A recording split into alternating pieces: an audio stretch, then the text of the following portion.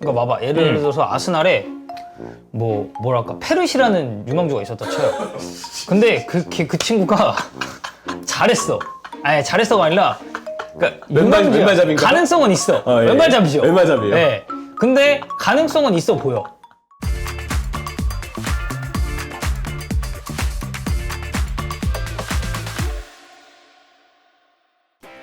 오늘 이야기할 거리들이 주말에 축구가 좀 많아가지고 이것저것 있어요. 그거 팔로우만 하면 되지 않나? 네. 경기들이 많아서. 그럼요. 자, 일단은 첫 번째로 볼게 맨체스터 유나이티드가 결국 FA컵 결승에 가긴 했습니다. 네. 가긴 했다라는 표현이 좀 잘 맞을 것 같은데 저는 사실 이 경기를 못 봤거든요.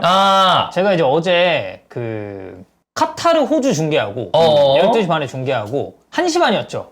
이 경기가. 1시 반.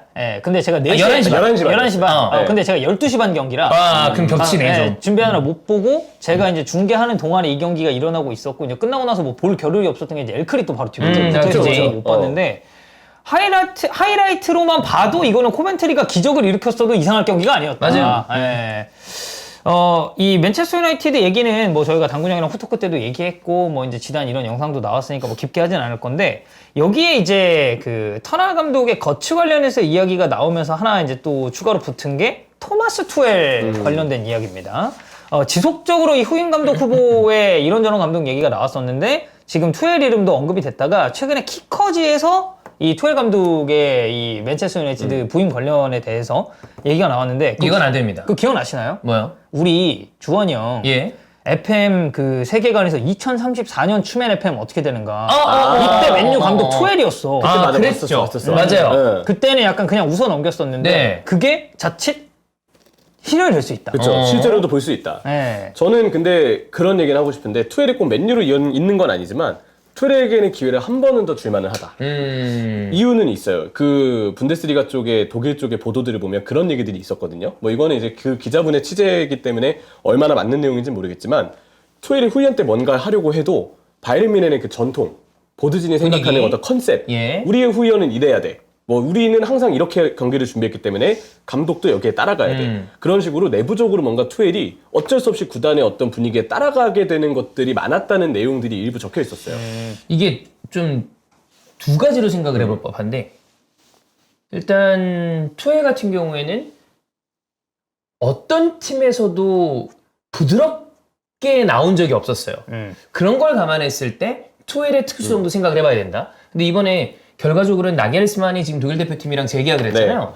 근데 그때 나오는 이야기들을 보면 그 방금 형처럼 얘기했던 바이언 수뇌부들의 어떤 스타일 그리고 이른바 바이언 팬들도 얘기하는 그 바이언 꼰대들 그들의 어떤 그 분위기나 이런 게 감독들이 조금 버거워하는 것도 없진 않은 것 같아요. 네. 그래서 저는 왠지 투엘이 사실 뭐 정말 지도자분들에게 이야기를 직접 들어보면 훈련의 중요성을 우리가 간과할 수 없다고 생각을 하는데 정말 전술을 뚝딱 만들어서 이렇게 해야 하면 선수들이 네. 바로 뛸 수 있는 게 아니잖아요.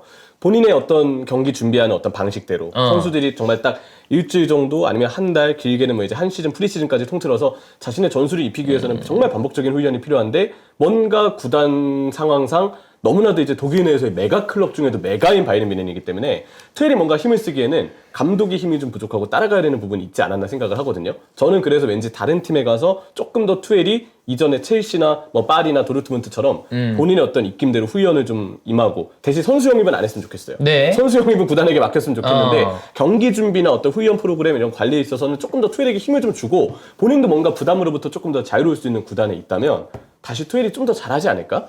그런 생각을 좀 합니다. 저는 뭐 어쨌든 결국 나가긴 했지만 투엘이 최근 맡았었던 클럽 중에 그래도 좀 되게 행복해 보였다고 해야 되나?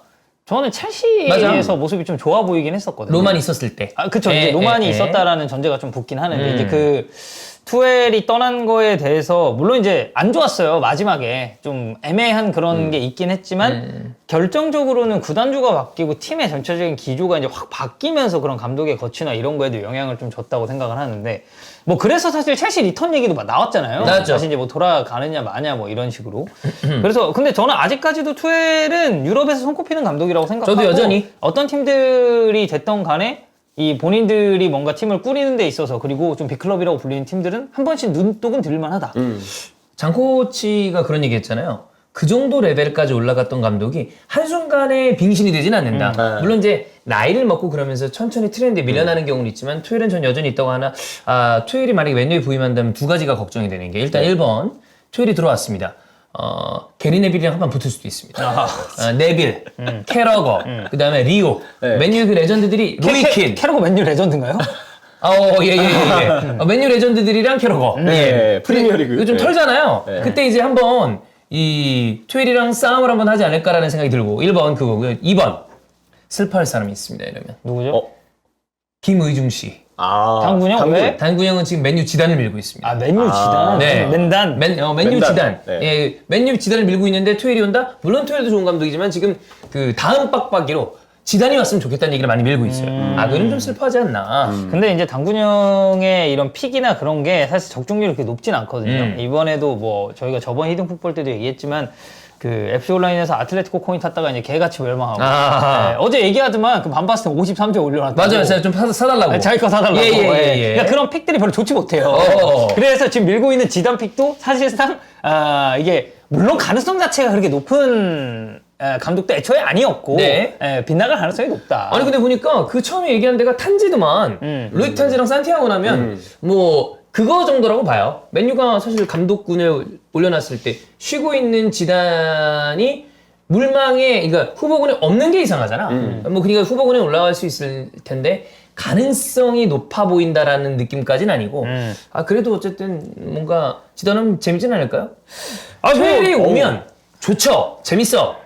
그리고 PL에서 이미 경험도 했고 근데 한 번 본 감독이잖아. 근데 그거보다 좀 안 본 감독이 오면 좀 재밌지 않을까. 그러니까 이게 바이어는 그 보드진이라는 정말 그 철의 장벽들이 있잖아요. 그리고 그 보드진들이 막 어디서 막 기업에서 무슨 CEO를 하다가 막 경영에 막 특화돼가지고 온 그런 양반들이 아니라 그냥 바이언 그 자체인 사람들이란 말이야. 그래서 입김이 있을 수밖에 없고. 근데 맨유는 약간 다른 방식으로 종윤이 형이 방금 얘기했듯이 이제 레전드들이 방송이나 이런 쪽에 나와가지고 이제 의견을 표출하는 스타일이잖아요. 근데 그거는 큰 영향은 없긴 해요. 네, 근데 이제 아무래도 지금 이제 미디어나 언론 쪽에서의 노출이 너무 많은 세상이고 그치. 그쪽에서 얘기하는 말 하나하나를 신경 쓰지 않을 수 없는 그런 상황인데 투엘도 이제 그런 쪽에서 심리적인 영향을 받고 뭔가 이제 관계가 껄끄러워지기 시작하면은 이제 내부 결속력을 어떻게 다지느냐가 중요한데 제가 이제 우려하는 건 투엘은 굉장히 좀 강압적인 스타일의 감독이잖아요. 좀 터프하고 타이트하고 그리고 본인이 생각한 이 축구 철학에 대한 확고한 그런 믿음이 있는 유형의 감독인데 예. 그게 지금 이제 맨체스터 유나이티드의 뭐 이를테면 좀 그런 어린 자원들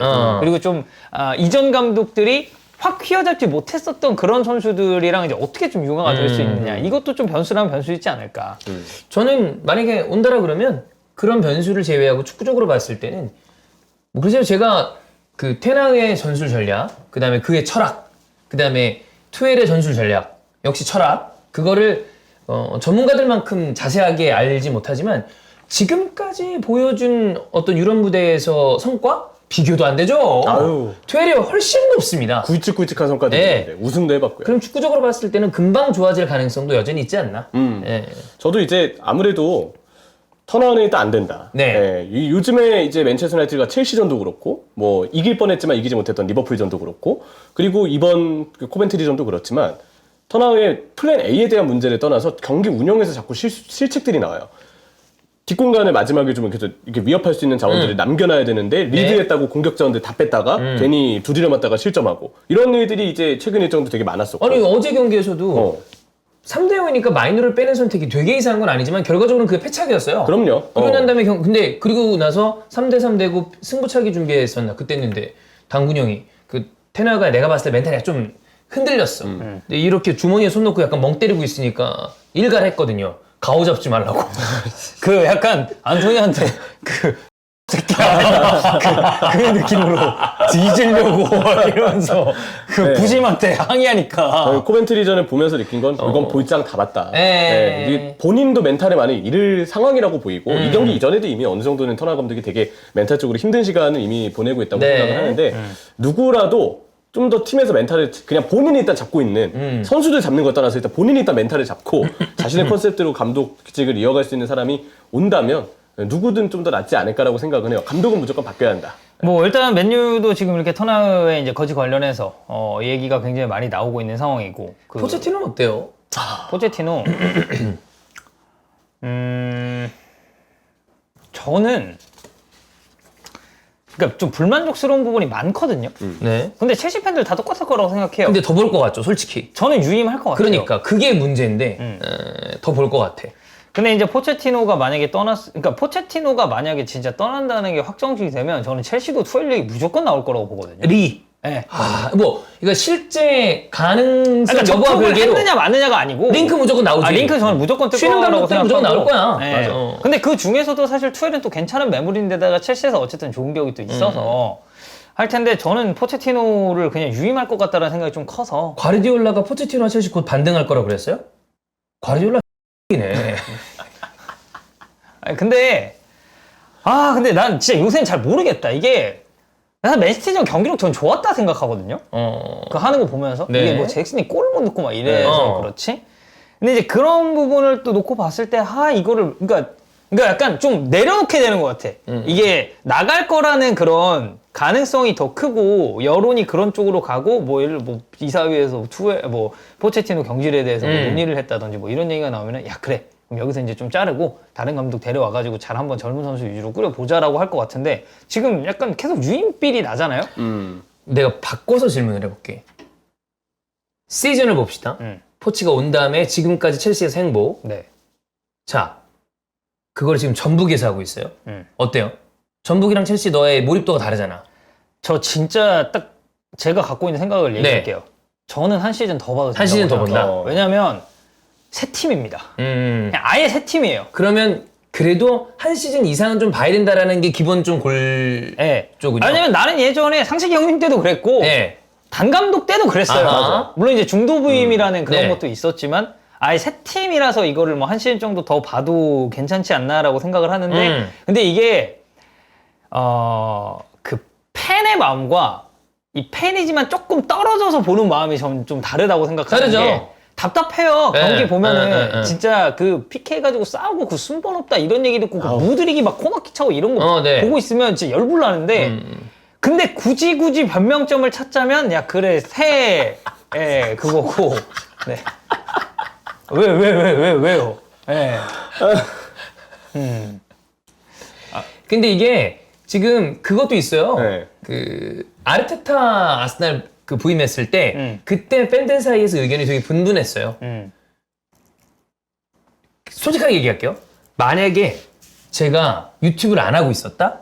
그러면 저는 훨씬 더 길게 보자고 얘기했을 것 같아요. 아르테타를? 네.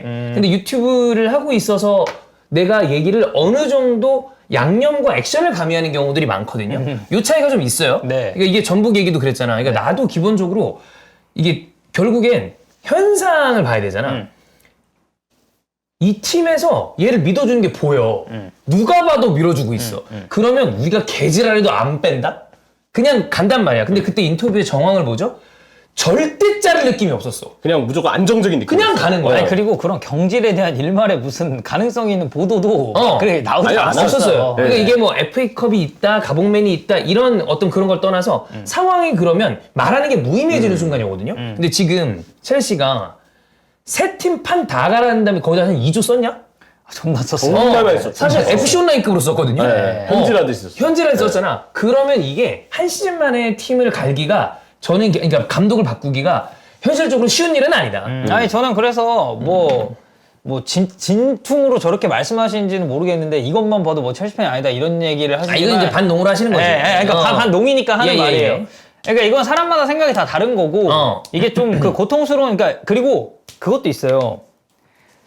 그 어쨌든 첼시가 굉장히 그 영광의 시대를 오래 함께 했잖아요.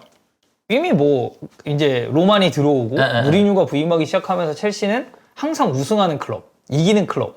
그리고 뭐 그 조석 축구 만화에서도 나왔었잖아. 파란 애들이 뛰어다니는 그래. 미천할 때다 이긴다. 네, 그때 이제 010 때 안첼로티 때 맞아요. 막 그런 얘기도 나오고 했었는데 이제 이기는 팀에 계속 익숙하고 이러다 보니까 이게 성적이 좀 안 좋고 부진하고 이럴 때 그런 저는 역체감이 훨씬 더 크다고 생각하고 그거는 약간 전북으로 바꿔서 생각을 해보잖아요. 저는 그러니까 전북이 개 두들겨 맞을 때부터 그 전북 축구를 보던 사람이잖아요. 그래서 이게 뭔가 안 좋고 그런 시기가 있을 때도 짜증은 나는데 그래 뭐 우리 옛날에는 진짜 동네 북이었는데 뭐 가끔 이런 안 좋은 시기도 있는 거지 잘 헤쳐나가면 된다는 스탠스인데 대부분의 전북 팬들은 그 전북이 이제 09년도에 우승하고 왕조를 세우기 시작하면서 유입되신 그지? 분들이 많다 보니 전북은 항상 우승하는 팀, 항상 이기는 팀, 지지 않는 팀이었는데 이 팀이 이렇게 된 거에 대해서 받아들이기가 더 힘들었던 것 같거든요.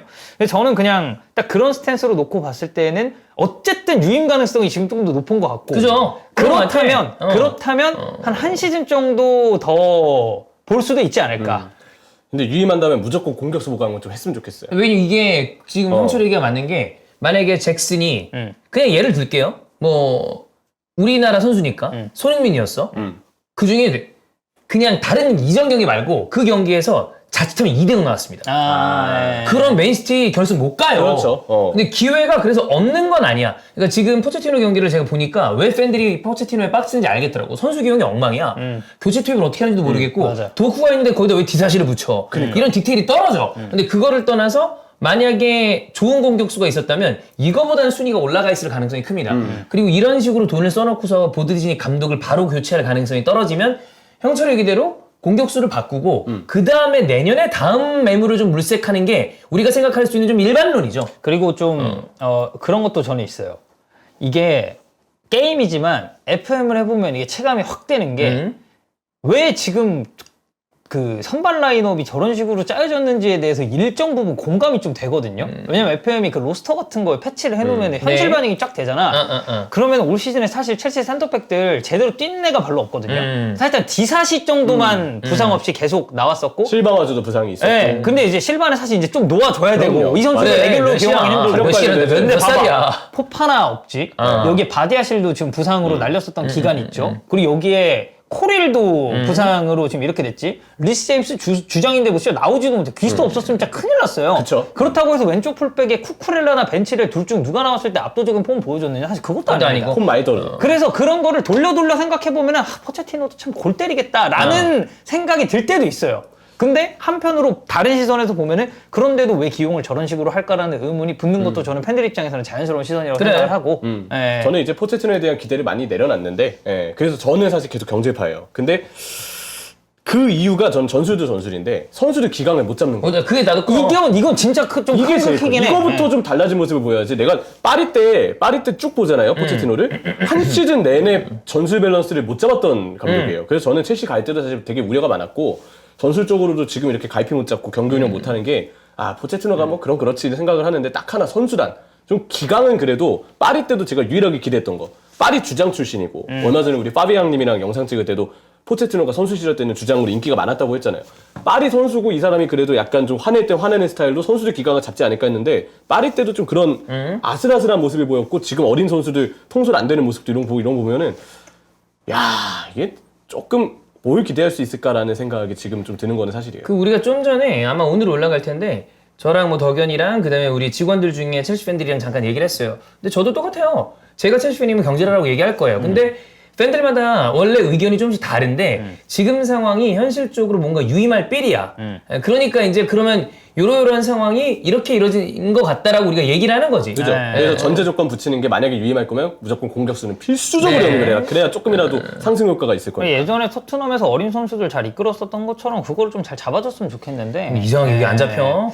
그 일단은 포치 쪽은 쉽지 않은 것 같습니다. 자, 올 시즌에 이제 유독 좀 감독들이 그 시즌 도중에 나 여기까지만 하겠다라는 그게 좀 이게 기분 탓인가 좀 많아 보이긴 해요. 너무 거대 클럽의 두 감독이 그래. 그걸 일찌감치 얘기해서 그런. 바르셀로나 바이언 두 사실 개가 아니지. 리버풀도 있잖아.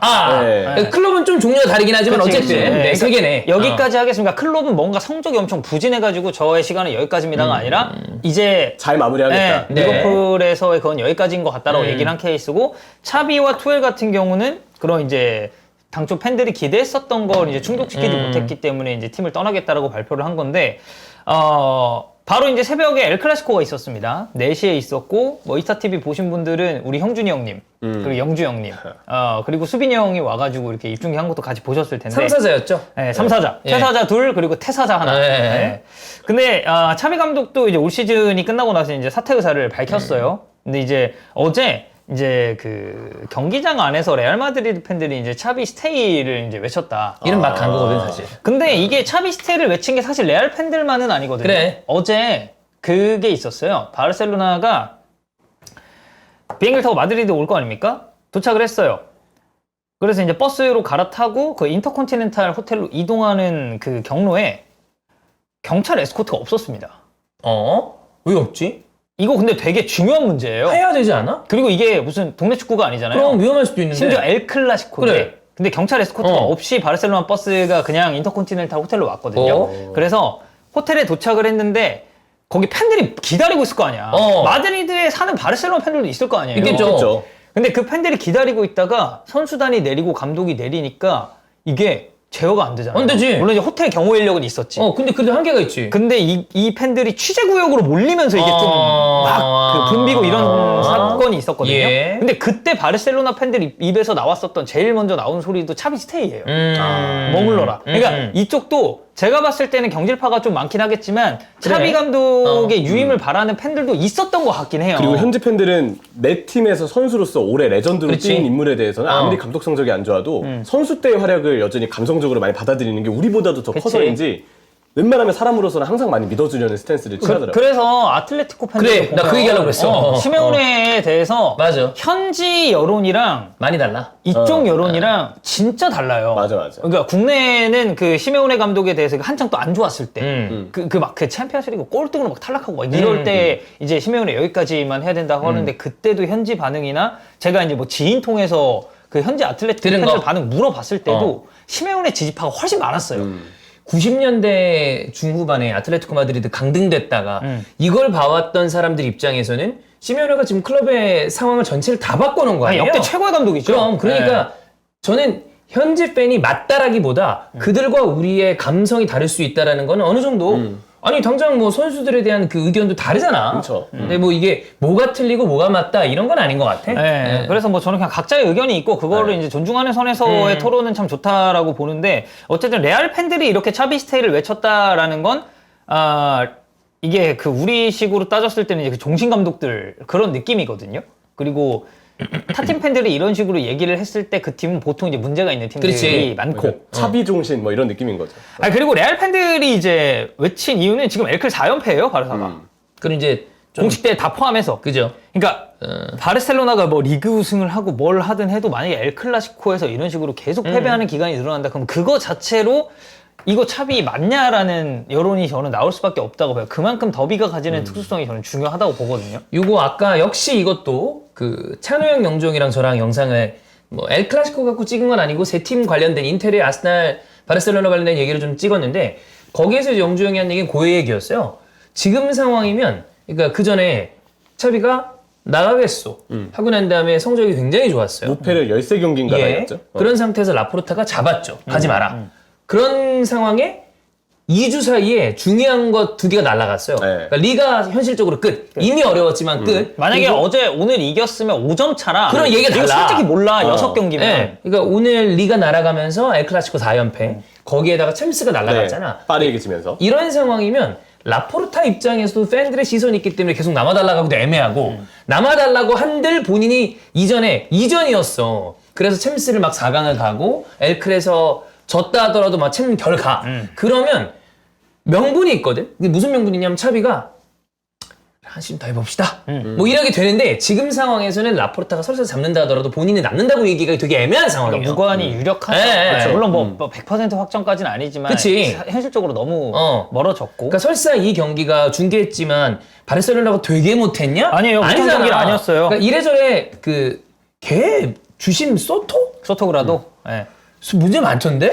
뭐 근데 저는 어제 한정으로는 막 예. 그렇게 뭐 이상한 판정이 나왔느냐까지는 아니었고 근데 이 소토그라도가 성향을 봤을 때는 좀 그런 주심이에요. 그러니까 불 건 불고 안 불 건 안 불고 네. 그러니까 본인 주관이 좀 뚜렷한 주심인데 어제 이제 바르셀로나 팬들 사이에서 주심 배정이 처음 나왔을 때 이야기가 있었던 건 이전에 한번 문제 있었잖아. 그러니까 그 소토그라도가 헤타페전 주심이었는데 그래. 그때 차비가 퇴장당했거든요. 근데 오늘 VAR에 마르티네스가 들어왔는데 얘도 차비 퇴장시킨 그 주심이에요. 네. 전 다른 건 몰라도 헤타페전은 아는 게 그때 바르셀로나 오심의 피해 많이 봤죠. 이거는 그치. 좀 문제가 맞아. 많았던 그때, 경기고 그래서 이 차비가 경기 전 기자회견에서 그런 얘기 했어요. 나 심판 관련해서 언급 안 할 거다. 이거 언급해봤자 우리한테 해만 되는 것 같고 그치. 그냥 소토그라도가 큰 논란 없이 제대로 판정만 해줬으면 좋겠다라고 이야기를 했는데 뭐 약간 다른 얘기지만 차비는 근데 본인도 사실 한번 좀 돌아봐야 될 필요는 있어요.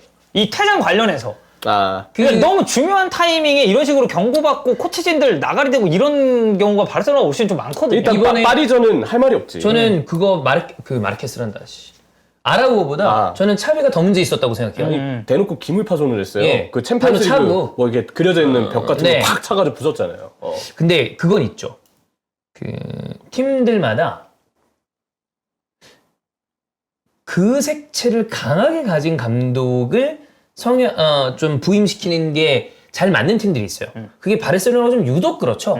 근데 바르셀로나가 그런 컬러로 생각을 한다고 그러면 생각보다 부임시킬 감독의 어떤 풀이 되게 많지는 않아요. 좁죠. 그러니까 그 에르네스토 발베르데가 있었을 때 발베르데 감독은 결국 그 로마와 리버풀 그 대참사를 2년 연속 겪고 나서 네. 저는 결정적인 타격을 받았다고 생각. 근데 리그 되게 잘했거든요. 지금 발버즈 잘하고 있잖아. 발버즈이 근데 그 사람은 내가 봤을 때 그냥 빌바오 그 자체야. 그냥 거기 있어야 되나 봐. 그러니까 예전에 빌바오 때도 좋았고. 그래. 빌바오 그 자체인 예. 감독이라고 이제 생각을 하고 그 이후에 이제 바르셀로나가 감독을 선임했었던 리스트를 쭉 보면은 사실 키케 세티엔 같은 케이스.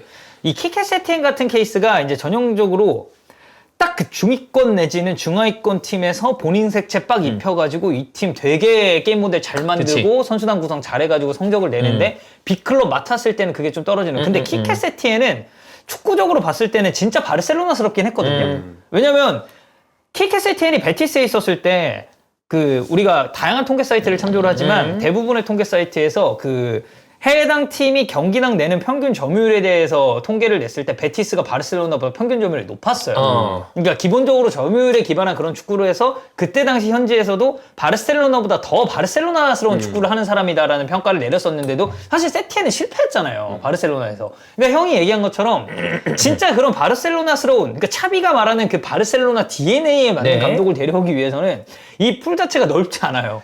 뭐 그래서 지금 뭐 마르케스는 바르셀로나에서 이미 그 축구를 경험한 사람이니까 얘기가 나오는 것 같은데. 근데 라파 마르케스도 지금 B팀에서의 그런 평판이 그렇게 그게 좋지 좋지 않죠. 않대서 예. 레알 마드리드 팬들이 라울 좋아하지만 감독은 안 된다. 뭐 이런 그쵸. 것처럼. 그래서 뭐 이제 그런 면에 있어서는 사실 뭐 차비 감독 입장에서 뭐 올 시즌 끝나고 어쨌든 나가는 건 저는 확실시 된다고 보고. 저도 이러면 나갈 것 같아요. 명분이 네. 없어. 그래도 어제 경기 있어서는 바르셀로나가 뭐 못한 경기는 아니었어요. 마지막에 진짜 벨링엄은 뭐 경기 내내 잘하긴 했지만 진짜 미친놈 같은 폼이었고 지금 뭐 후임으로 나오는 게 이제 한지 플릭 같은 감독들 언급이 됐었는데 마테우스가 최근에 이제 또 그런 인터뷰 하긴 했습니다. 자기가 아는 한 한지 플릭은 지금 그러니까 그들에게 국내 네. 독일 분데스리가는 생각 안 하고 있다. 아하. 그러니까 해외 클럽을 찾는데 훨씬 더 포커스를 맞추고 있다는 얘기를 하긴 했어요. 마테우스 마테우스가. 그 아저씨도 이빨이 센 사람이거든요. 너무 세죠. 예, 진짜 센 사람이라 뭐 결과가 어떻게 나올지는 열어봐야 됩니다. 그래서 뭐 이제 한지 플랭 얘기 나오고 있고 뭐 마찬가지로 투엘은 뭐 지금 어느 클럽이나 팀, 연결이 네. 되고 있고 그리고 뭐 이제 아르테타나 클럽 같은 좀 험망랑한 그런 카드도 나오고 네. 있는데 여기는 저는 약간 이제 뒤로 그쵸. 볼 수 있겠고 근데 뭐 사실 아르테타는 바르셀로나의 그런 철학적인 부분이랑은 맞긴 하죠. 예, 왜냐면 이 사람은 바르셀로나 애초에 이제 유스 출신이기도 하고 라리가에서의 경험도 있고. 예, 근데 뭐 어쨌든 부인 가능성 자체가 너무 적기 때문에 바르셀로나는 내가 봤을 때 지금 라포르타가 제일 똥줄 타지 않을까.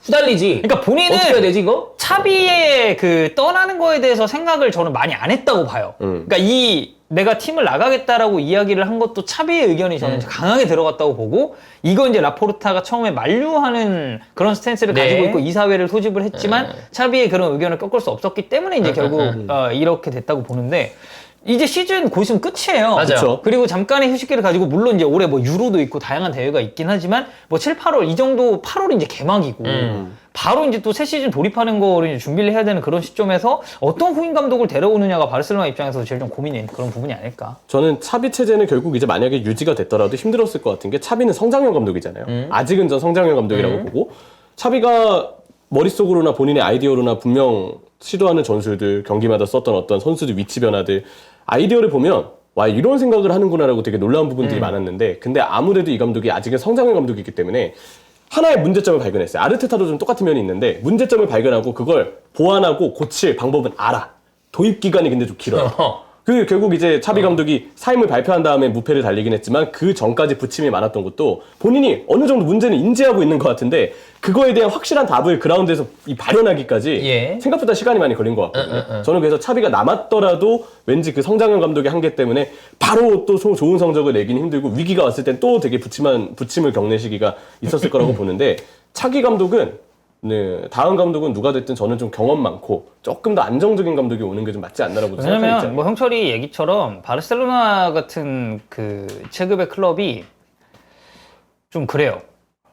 그러니까 시간을 많이 주기가 힘들어요. 어렵죠. 차비도 그런 거에 대해서 어려워. 바르셀로나라는 팀의 감독으로서 그래. 느끼는 어려운 점이 있다는 얘기는 했었거든요. 그러니까 첫 시즌에 비판을 많이 받았음에도 어쨌든 여기는 라리가 탈환의 성공을 그렇지. 한 케이스였고 네. 뭐 가깝게 봤을 때는 저는 아르테타도 거기서 조금 더 시간을 줄 수 있었던 이유 중에 하나는 FA컵도 있었다고 생각해요. 컵도 있고 그다음에 네. 구단 보드에서 완전히 뭐 그냥 믿는 거였으니까. 근데 그렇게 해서 성공한 케이스가 사실 안 많아요. 그렇게 예를 들어 FA컵 먹었어. 아르테타가 미래지향적인 축구를 보여줬어. 그래서 보드가 믿자라고 해서 그게 나중에 지금 결과론적으로 됐으니까 이렇게 얘기하는 거지. 그래서 안 되는 경우도 부지기수야. 리버풀은 로저스 어. 이 시즌 다음에 그래도 그러니까. 로저스 믿어야지 하고 한 시즌 네. 갔는데 결국 부진하고 부진하다 떨어졌죠. 이게 진짜 아다리가 따다닥 맞으니까 이게 된 거지. 아닌 경우에 보통 날아가요. 네. 어. 그래서 바르셀로나는 지금 뭐 감독 관련 얘기도 좀 많고 엘클 전에 이제 제일 이슈가 됐었던 거는 이제 균도안 선수의 그 인터뷰가 예. 좀 이슈가 많이 됐었죠. 파리 생제르맹과의 경기에서 먼저 2차전 선제골을 넣었음에도 결국에 이제 뒤집히는 이제 아라우의 이제 퇴장이 나오면서 경기 자체가 좀 이상한 방향으로 흘러갔었던 그리고 바르셀로나의 탈락이 결정됐었던 경기인데 균도안이 이제 아라우 그 퇴장을 좀 이제 언급을 하면서 그 리스크 감수에 대한 내용 그리고 뭐 슈팅을 차라리 뭐 내줬어야 한다 뭐 중요한 순간에 공에 대한 키핑을 조금 더 확실하게 했어야 된다 그런 얘기를 좀 했고 비티냐 골 장면에서도 그 비티냐 마크에 관련된 부분을 좀 이제 강한 어조로 네. 이야기를 하면서 언론에 따르면 이제 라커룸에서 뭐 분열이 있었다 뭐 이런 얘기가 좀 나오긴 했는데 이게 저도 이 이후에 기사를 좀 많이 찾아봤거든요. 네. 이게 실제로 좀 어떻게 된 건지. 어. 근데 뭐 물론 구체적으로 진짜 어떤 일이 있었는지는 알 수 없지만 이들 사이에 저는 언쟁은 있었던 것 같아요. 네. 아라우나 뭐 이제 균도안이나 그리고 뭐 이거 사과도 하고 그랬지. 네, 나온 것도 보면은 뭐 아라우가 이제 리스펙트 관련된 이야기를 했고 균도안이 아니 그래서 그게 충족이 안 됐냐. 근데 아라우 나 이미 답변했으니까 끝난 네. 문제다라고 이제 이야기를 하면서 뒤에는 이제 균도안과 아라우가 이제 사과를 하면서 마무리가 좀 되긴 했었는데 그 이후에는 라커룸 상에서의 그런 잡음은 저는 봉합은 잘 됐다고 생각해요. 그리고 이게 막 언론에서 대서특필할 만큼 이게 라커룸 자체가 분열됐다라고 이야기하는 거는 조금 저는 그 부풀리기도 들어가 네. 있었다고 보고 레아전 내용이 좋았던 부분도 있었고. 그리고 실제로 레반도프스키도 그거 관련해서 얘기했어요. 라커는 문제 없다. 우리 잘 지내고 있다. 여기 이제 추가적으로 푸열도 뭐 이런 식으로 의견 나오고 자유롭게 의견 개진하는 건 좋다고 본다. 왜냐면 이게 축구 하다 보면 어쩔 수 없어요. 서로 생각이 다른 거고 실수에 대해서 비판했을 때 그거를 받아들이면서도 본인 의견을 이제 이야기하는 케이스들도 굉장히 많으니까. 그래서 이제 균도안까지도 뭐 자기는 이제 나쁜 의도는 전혀 없었고 내 의견을 이제 말한 것 뿐이다라고 이야기를 했는데 그냥 제 개인적인 사견은 저는 이렇게 라커룸 상에서 그러니까 좀 그건 있어요. 이걸 인터뷰에서 이렇게 좀 강한 어조로 이야기를 했기 때문에 이게 결국 불거진 거거든요. 지금 제가 이거를 쭉 다시 좀 봤어요. 네. 네. 제가 그 왜 봤냐면 균도안의 성향을 좀 봤어요. 근데 내가 기억하기로 지금 제가 그 인터뷰 워딩이 다 기억이 나진 않는데 이 아저씨가 맨시티 때도 라커룸에서 이런 얘기를 좀 했던 걸로 알아요. 근데 거기에 대해서 그래서 뭐 캡틴 군도 막 이렇게 별명도 있었고. 근데 그때는 평가가 비교적 긍정적이었던 걸로 기억하거든. 그러니까 워낙 경험 많은 선수기도 하고 그런 면에서 왜 뭐 20명, 30명이 모여있는 어떤 위계 질서가 좀 필요하고 언제나 성과를 내야 되는 어떤 조직에 방관하는 사람 혹은 독려하는 사람, 채찍질을 하는 사람 여러 분야가 있는데 균도안은 이런 거를 좀 더 하는 케이스고 그게 마냥 부정적이지는 않다고 기억을 했었는데 이게 아까 지금 덕현이 얘기했던 것처럼 그게 제 맨시티 때 인터뷰로 바깥쪽에 튀어나왔는지는 기억이 안 나. 그래서 그거를 좀 봤는데 비교적 없었던 것 같아. 그러니까 이거를 인터뷰에서 이야기를 했기 때문에 언론 쪽에서도 이렇게 좀 그리고 네. 심지어 타이밍이 파리한테 졌어요. 근데 이게 진짜 무기력하게 완전 처발린 게 아니고 이길 것 같았어. 선제골 딱 넣었을 때 분위기 너무 좋았잖아. 근데 퇴장자가 나오면서 경기가 이상하게 흘러가더니 결국엔 대패를 했어요. 그 퇴장자가 빌미라는 게 누가 봐도 명확해. 그쵸. 그러니까 그것 때문에 경기가 이렇게 됐다고 해도 과언이 아니었으니. 그래서 챔스 떨어졌어요. 네. 그리고 올 시즌 남은 게 사실상 챔스밖에 없었는데 졌죠. 근데 그 다음 경기가 엘클이야. 그러면 이거는 언론 입장에서 딱 봤을 때 물기 되게 너무 좋은 좋죠. 인터뷰. 너무 좋지. 예. 딱이죠. 그래서 이거 저는 인터뷰에서 이런 얘기를 이거 좀 했어야 했나? 라는 생각은 좀 들긴 해요. 그러니까 또 엘크를 앞두고 있으니까. 근데 이런 의견이 나오는 것 자체는 지극히 정상적인 거라고 본다. 이거 만약에 그냥 우리가 좀 중도적인 입장을 빼고 스타일로 개인으로 봤을 때는 이게 만약에 우리 그룹에서 일어났어요. 저는 사실 이런 거를 아마 절대 하지 말라고 얘기할 거예요. 밖으로 내가 이 얘기하는 거. 팀의 리더라면 그러니까 균도안한테 만약 이런 일이 일어났으면 균도안이 얘기할 것 같아요. 균도안한테 틀린 얘기한 거 아닌 거 안다. 근데 그거 내부에서 해결하자. 인터뷰에서 얘기하면 이게 우리가 괜히 물어뜯기니까. 그리고 다시 이제 얘기했을 때 어쨌든 중간에서 봉합해주는 사람 필요할 거 아니야. 균도안 얘기 틀린 거 하나도 없다. 균도안이 기는 살려줘야 돼. 왜냐면 이 정도 베테랑 나가가지고 야, 너희 서 인터뷰 똑같이 해가지고 팀 분위기를 개같이 만들어. 그러면 그 팀에 남아있는 베테랑 없습니다. 그리고 균도안은 사실 바르셀로나에서 오랜 시간을 보내지도 않았고. 이번이 첫 그렇지. 시즌인데. 그럼 삔도 완전 상하거든요. 그럼 여기서 균도안 기는 살려줘야 돼. 근데 거기서 이제 아라우의 그거는 카바를 해주면서 바깥으로 인터뷰를 어떻게 하는지가 중요한데 저는 성향이 내부 얘기를 바깥에서 하는 거를 진짜 많이 안 좋아해요. 그것 때문에 제가 벵거를 좋아한 것도 있었고. 근데 이거는 사람 성향마다 다른데 야, 그거 뭐 틀린 얘기야? 괜찮아 라고 하는 사람도 있을 것이고 이거는 저는 스타일 따라 다르다고 봅니다. 저도 이거는 저도 개인적으로는 이 내부적인 이야기를 이렇게 밖에다 해버리면은 누군가 지적하는 게 되기 때문에 그 당사자는 속이 상할 수 있고 마음에 골이 깊어질 수 네. 있거든요. 그게 팀에게는 장기적으로는 좋지 않을 거라고 생각을 하기 때문에 반대하는 입장인데 근데 이런 류의 인터뷰들이 그동안 축구에서 있었어요. 네. 균도안의 인터뷰 정도면 그래도 수위가 약한 편이라고 봅니다. 이거보다 더 센 게 이제 로이킨의 키노게이트. 그거는 그냥 단순한 인터뷰가 아니고 네. 그냥 작정을 한 거고. 미친놈이야 사실. 완전 너무 심해요. 근데 그건 완전 인신공격도 들어갔잖아요. 플래처 네. 뭐 보이지 않는다, 얘 뭐 숨어 있냐 뭐 이런 거나 누구 뭐 머리 가지고 퍼디난드만 지적했던 것 같은데 그리고 로이킨보다 더 센 수위가 인터뷰는 사실 아니지만 오리의 인스타 라이브. 우리 인스타 라이브. 슬라탄이 뭐 코가 크니 어쩌니 뭐 이거 있잖아요. 네. 콧구멍이 커가지고 그 안에 있는 산소 다 빨아들인다고. 미친 새끼는 그러니까 그거보다 낫죠. 예. 예. 근데 김도환은 그래도 축구적인 인터뷰 선에서 누군가가 좀 이렇게 아쉬웠고 비판했다 이런 얘기는 해서 그래 뭐 이 정도면 라는 생각인데 그래도 개인적으로 반대합니다. 네. 뭐 방금 이제 말씀해주신 그런 스탠스는 저희도 이제 좀 잘 마음에 담고 네. 내부 얘기는 밖에서 하지 않도록 혹시 지금까지는 했나요? 했으면 이미 귀에 들어가지 않았을까요? 그렇죠. 네. 네. 뭐 다들 듣는 귀가 있지만 어쨌든 저도 듣는 귀가 있으니까. 네, 아니, 사실 저는 이제 개인 방송 할 때도 뭐 네. 투자 관련해서 뭐 물어보면 답변 잘 안 합니다. 뭐 저도 잘 모른다. 네. 이런 식으로 이제 얘기를 하는 편이기 때문에. 그래서 이 내부적인 얘기가 사실 만약에 그렇게 얘기하려고 그러면 그 내부 사정을 다 얘기해야 돼. 그러면 이제 사람들이 오해가 없어. 왜냐면 이 하나만 똑 떼어서 얘기하면은 그게 이제 앞뒤 관계에 대해서 수많은 그 추측 네. 그리고 논란 이런 것도 생기기 때문에. 그래서 물론 그분이 그렇게 말씀을 하신 다음에 본인은 얘기를 많이 하는 스타일인데 굉장히 대답을 잘 하시는 스타일이잖아요. 예. 저 예전에 월밤사 할 때 한번 뵀었는데. 네. 예. 그때 이제 제가 월밤사 처음 나갔을 때인데 그때 유튜브 얘기하는 거 별로 안 좋아하시는 거 모르고 유튜브 얘기했다가 형들한테 제지당하고 표정 굉장히 안 좋으시더라고. 하여튼 그래서 저는 뭐 균도안을 이거 가지고 비판할 생각은 네. 없습니다. 나름대로 제가 보기엔 본인도 쌓여있는 게 좀 있지 않았을까 생각을 네. 하는데 제 개인적인 성향은 요런 얘기는 내부적으로 좀 얘기해서 왜냐면 이게 우리가 결과적으로는 이런 비슷한 경우를 그 협회에선 봤잖아. 내부 얘기가 이렇게 나오는 게 좋은 일은 아닌 경우가 많다. 그렇죠. 네. 뭐 어쨌든 뭐 균도안 그리고 바르셀로나는 사실상 올 시즌 이제 무관이 좀 유력해졌고 남은 시즌은 어떻게 마무리할지 좀 지켜보면 될 것 같습니다. 자, 그다음 어메이징 K리그 이제 K리그 얘기를 또 해야겠죠. 이번 주말에도 재밌는 매치들이 좀 많았어요. 일단은 서울과 전북의 러비더비 있었고, 더비. 예. 그리고 K리그 2 최초의 쿠플픽 지지대 더비. 지지대 더비 네. 오리지널 클래시크로라고도 하는. 네, 있었고. 그리고 대구의 최영건 감독이 이제 주중에 코리아컵 끝나고 나서 이제 사퇴 의사를 네. 또 밝히면서 저는 참 그런 생각을 했어요. 우리가 이제 전북 가지고 영상을 한번 히든풋볼에서 거의 특집처럼 찍었었잖아요. 예. 나는 전북에 가려져 있지 오히려 더 문제가 많은 쪽은 대구다라고 대구. 생각을 했거든요. 그죠? 왜냐면 그러니까 전북은 뭔가 그래도 여기는 국대급 자원들이 있고 잘 추스르고 뭔가 전력 올라가고 분위기 타기 시작하면은 금방 올라갈 수 있겠다라고 생각했는데 대구는 그거마저도 좀 힘들다고 보긴 했었거든요.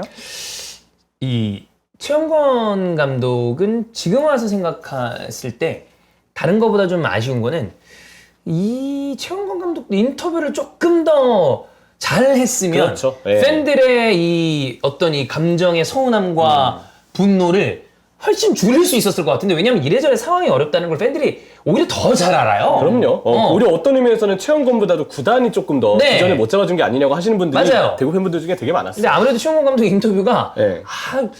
인터뷰 보고 나면 굳이? 저렇게 안 해도 될 것 같은데 이제 그런 이야기들이 있었죠. 황재원 선수가 이제 일정을 많이 뛰지만 예. 그렇게 따지면 손흥민은 신이냐?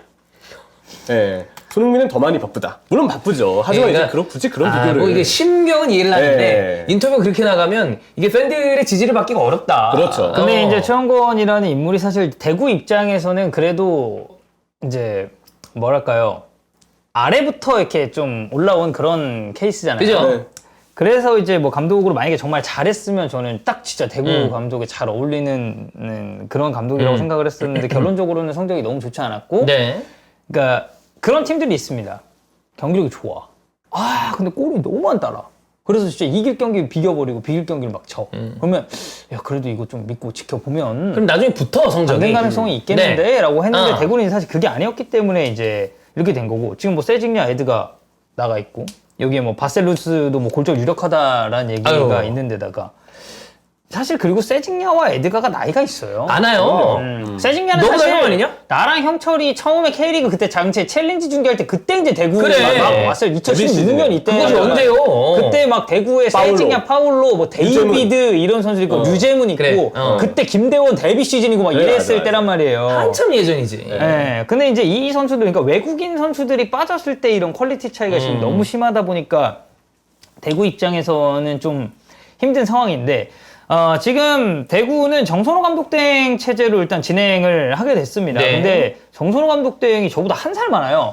89년생 코치고, 그런 경험적인 측면에서 굉장히 부족하기 때문에 빠르게 선임이 좀 필요한 상황인데, 얘기 나오고 있는 감독은 홍익대 감독인 박창현 감독. 뭐 사실 이제 저도 이분은 어떤 분인지 잘 모르긴 하는데, 이 대구가 감독을 선임할 때의 그런 스타일이나 스탠스도 저는 되게 좀 중요한 시기에 있다고 보거든요. 그러니까 뭐 어쨌든 이 팀은 글쎄 뭐 이걸 전통이라고 표현해야 될지는 모르겠습니다만 어쨌든 백스리에 기반한 그런 네. 축구를 또 구사를 했었고 근데 만약에 선임을 한다면 지금 이 상황에서 누구를 데려와야 되느냐. 스쿼드 자체가 너무 약해 보여요. 그렇지. 그리고 새로 들어오는 감독은 수비 라인부터 다 새로 좀 짜야 되는 상황인데 그렇다고 대우가 빵빵하게 뭔가 지원을 해줄 수 있느냐? 그리고 이 나이 많은 날렸었던 외국인 선수를 대체할 만한 이 새로운 외국인을 데려왔을 때 그들이 어느 정도 활약을 해줄지 좀 미지수입니다. 그렇죠. 네. 일단은 김강산 선수가 곧 김천으로 갑니다. 맞아요. 4월 말이 됐을 예. 때 그러면 이제 그 정말 잘했던 김강산 선수 없이 센터백을 꾸려야 되는 것도 변수고 그리고 이미 대구가 어린 자원들을 많이 안 쓴 시간이 좀 지났어요. 그치. 아마 최영광 감독도 생존을 위해서 바빠서 그랬다라고 이야기를 했던 것 같고 또 할 것 같은데 시즌 중에 부임을 해서 바로 어린 선수들을 기용하면서 스쿼드 뎁스를 늘리자니 지금 대구는 발등에 불이 떨어진 상황입니다. 하위권으로 떨어져 있기 때문에 잔류를 위해서는 어떻게든 지금 당장 준비되어 있는 선수를 써야 되는데 새 선수를 쓰면서 실험할 수 있는 시간을 두자니 애매하다고 봐요. 그죠. 그리고 전체적인 뎁스가 너무 얇습니다. 백스리 이외에 다른 전술을 쓰기에는 저는 그냥 대구는 꽤 오랜 시즌 동안 스쿼드가 정말 백스리 전술만을 위해서 오로지 하나의 그 목표만을 두고 짧게 선수가 영입되고 구성된 팀이라고 생각을 해요. 그리고 결국 말씀 많이 해주시지만 에드가 세징야 그렇지. 여전히 이 둘에 대한 지분을 굉장히 많이 기대하고 의존하는 스쿼드인데 이 둘을 대체할 수 있는 자원들에 대한 준비가 되어 있지 않고 이런 점들을 보면 이런 와중에 시즌 중 감독이 바로 선임이 돼서 뭔가 극적인 변화를 주기에는 어느 감독이라도 저는 쉽지 않을 것 같아서 감독을 누구 아니면 전술을 어떤 거 추천하기가 어렵거든요. 그럼 모든 타겟은 이제 감독이 아니고 구단한테 가야 돼요. 구단이 몇 시즌 동안 어떤 비전을 가지고 대구의 팀을 만들어 왔느냐. 결국 그 비전을 못 느낀 게 꽤 오랜 연도가 지났기 때문에 팬분들은 답답하지 않을 수 없죠. 아니 이용래 선수 출전 기록 세운 거는 정말 축하할 일인데 언제까지 이용래한테 주문을 그렇게 의지하고 살 그리고 거예요? 뭐 당장 작년까지 또 이제 은퇴한 이그노 그렇지. 형님이 이제 뛰셨고 내 또래야 저 사람들. 그러니까요. 지금 뭐 스포츠조선 쪽 단독 기사 보니까 이제 박찬현 감독 쪽으로 유력. 휘어져 있는 것 같아요. 예전에 네. 이제 포항에서 이제 코치 예. 했었고 잠깐 이제 임시 감독도 맡았었고 이제 아래 레벨, 뭐 고등학교 레벨이나 대학교 레벨에서는 이제 보여준 게 좀 많은 감독인데 쉽지 않다. 네. 대구가 일단은 분위기를 어떻게 바꿀지 좀 지켜봐야 될 것 같습니다. 뭐 대구의 윈 라인을 좀 옹호한다기보다는 사실 어느 리그든 간에 특히나 뭐 프리미어리그가 좀 특이한 케이스죠. 왜냐하면 그들은 하위권 팀들도 엄청나게 많은 돈을 버니까. 네. 근데 그게 아니면 리그의 규모가 좀 작으면 작을수록 특히나 우리 같은 경우에는 기업 구단이랑 또 시도민 구단이랑 좀 다르잖아요. 다르죠. 많이 근데 이렇게 되면 이게 장기적인 안목으로 보고 가기가 쉬운 일은 아니긴 해요. 그러네. 언제나 약간 오래 살아남자. 그리고 언발의 오줌 누기. 이런 형태로 진행이 되다 보니까 결국엔 뭐 조금 다르긴 합니다만 광주가 올해 너무나 많이 어려워하고 있잖아요. 뭐 그런 것도 마찬가지고 그래서 쉽지는 않다. 그렇죠. 네. 그리고 저는 이건 그냥 제 개인 의견인데 대구 같은 시도민 구단은 좀 저는 원에 오래 살아남았으면 좋겠거든요. 제일 잘 된 케이스 중에 하나거든요. 네, 저는 시도민 구단에 어떻게 보면 가야 될 표본 같은 길을 좀 제시하는 구단이 대구라고 맞아. 생각해요. 네. 구장도 그렇고 그리고 이게 대구가 팬을 끌어모을 수 있었던 원동력 자체가 그러니까 다른 데서 있던 게 아니거든요. 그치. 진짜 그들이 가지고 있는 색채, 경기력, 그리고 그 대구은행 파크가 조성이 되면서 네. 그 주변 입장 그리고 여기는 사실 접근성도 너무 좋은 아주 좋죠. 위치여가지고 그리고 가면 일단 할 게 있고 경기장 자체도 너무 예쁘고 그 관중석 수도 저는 진짜 딱 K리그에 너무 적절한 네. 숫자라고 생각을 해서 이런 구단이 이제 원무대에서 좀 오래 살아남았으면 좋겠는데 진짜 뭐 2부 리그로 내려갔었던 많은 팀들이 고생을 했지만 이게 올라오는 못 올라옵니다. 쉽지 않아요. 네. 진짜 쉽지 않아요. 아니, 부산, 봐봐. 전남, 성남, 뭐 경남도 못 마찬가지고. 올라와. 네. 이게 원래 진짜 이거는 다른 리그도 마찬가지예요. 초거대 클럽이 특이한 일이 있어서 내려간 경우엔 바로 올라옵니다. 근데 아니면 생각보다 오래 걸려. 그렇죠. 네. 감옥이라고 하죠. 이게. 대전 7년 걸렸다 그러고. 쉽지 않아. 그래서 올라왔을 때 엄청 기뻐하셨던 거 생각나요. 지금 예전에 K리그를 대표하는 그 네 팀 정도 항상 얘기하면 성수 울포였거든요. 네. 성남, 수원, 울산, 포항. 지금 그 중에 두 팀이 2부예요. 그래. 그렇지. 예. 근데 봐봐 아까 성남 얘기했잖아. 성남 지금 1부에서 본 지가 언제인지 언제야? 기억이 안 나. 이경 감독은 시즌 중 떠나고 예. 요즘에 좀 잘 나가다가 약간 뭐 얼마 전 패배가 있고 했었는데. 쉽지 않아. 그 박창현 감독이요. 제가 홍익대 감독 때는 사실 어떤 축구를 했는지는 잘 모르겠어요. 근데 이 감독이 예전에 포항 파리아스 감독이었던 맞아요. 코치였어요. 그때 코치였어요. 네, 예. 그래서 저는 이 감독이 이제 보니까 좀 생각나는 게 포항 팬분들한테는 되게 흑역사의 감독이 레모스 감독이란 분이 맞아. 레모스 감독이 떠나고 그다음 박찬현 감독이 임시 감독이었어. K리그를 오래 보신 분들은 아시는 예. 감독. 근데 그때 그 이후에 임시 감독으로 이분이 잠깐 팀을 맡으면서 얘기를 하나 했었어요. 전임이니까 레모스가 아니죠? 파리아스를 얘기했던 것 같은데. 네네네네. 그때 뭔가 결과가 좀 좋은 다음에 전임 감독이 하던 대로 했다. 그랬더니 결과가 나왔다라고 얘기를 했는데 파리아스라는 감독이 K리그와 포항에 얼마나 큰 영향이 그렇지. 있었는지 아시는 분들은 많을 텐데 네. 이 현실과 이상은 조금 다른 법이지만 박찬호 감독이 그때 영감을 받은 부분이 혹시 있다면 대구의 스타일을 좀 공격적으로 바꿀까? 약간 그런 것에 대한 좀 재밌는 상상을 해볼 네. 수도 있을 것 같습니다. 어디부터 이제 바꿀지가 좀 주목이 되고. 자, 그리고 이제 서울 전북도 또 명경기가 전병관. 와. 재밌었어요. 개싸번 덕분. 네. 그 현장 가서 그 프리뷰쇼랑 네. 이런 것도 진행을 했었잖아요. 스포츠카이데이를 하고 네. 네, 현장에서 경기도 보고 화면에도 잡혔더라고요. 현영근 의원님이랑. 네, 현영근 의원 같이 네. 잡혔어요. 좀 어땠나요? 현장에서 어땠나요? 저는 이거 가지를 못해가지고. 일단은 날씨가 비가 그렇게 많이 왔고 저도 방송하면서 등이 다 들었어요. 근데 28,000명이 왔습니다. 와. 제가 놀랐던 거는 뭐 서울 팬분들 워낙 수가 많고 서울 워터컵 경기장 정말 관심도가 큰 곳인데 전북 팬분들에게 새삼 또 놀랐어요. 그러니까 원정 팬도 많거든요. 근데 서울 사는 전북 팬들이 많이 계시겠죠. 수도권에 많이 계시니까. 그 뭐 좀 다르긴 한데 잠실 기아 팬들 엄청 가잖아. 그치. 손이 맞잖아. 엄청 많이 가죠. 거의 막 홈처럼 네, 가잖아. 잠실 기아 진짜 팬들이. 홈처럼 쓰잖아. 그러니까 서울 수도권 사는 기아 팬들 많은 것처럼 네. 서울 수도권 지역에 사는 전북 팬들이 되게 많아요. 석호 형도 그 중에 한 명이었어요. 석호 갔어요? 형도 갔다 아니야. 갔나? 가려고 그랬는데 비가 좀 많이 오고 다른 스케줄 때문에 여자친구랑 같이 가려다 못 간 걸로 알아. 진짜요? 네네네. 맞죠. 저는 그 전에 들어갔어요. 원래 갈 계획이 있었어. 네. 그래서 어쨌든 2층까지 원정 팬들이 진짜 많이 앉아 계셔가지고 와 세상 대단하다라고 다시 한번 느꼈는데 경기 자체에 대한 느낌은요. 저는 전북이 이제 좀 시작됐다라고 느꼈어요. 왜냐하면 이 지난번 광주전 때 이재익이 김진수 대신해서 나와서 이재익이 왼쪽 풀백이었기 때문에 변형 백스리를 그린 게 김진수보다는 이 이재익 선수가 전문 풀백이 아니니까 좀 뒤로 내려가면서 자연스럽게 변형 백스리가 된 게 아닌가 싶었거든요. 근데 이번에 김진수가 돌아왔는데 똑같이 전술 형태의 백스리를 유지하더라고요. 그래서 이건 어느 정도 페트레스쿠 감독일 때랑 다르게 조금 박원재 감독 때 체제에서 어쨌든 벤치 구성원이 바뀐 상황에서 3-2로 좀 빌드업 체계를 좀 이전과는 다르게 가져가려고 하는 거라는 게 느껴졌고, 또 하나는 전병관과 오른쪽에 배치되는 이영재가 좌우공미 같은 느낌으로 굉장히 그 상대 수비 미드필더 사이에서 활동을 잘하는데,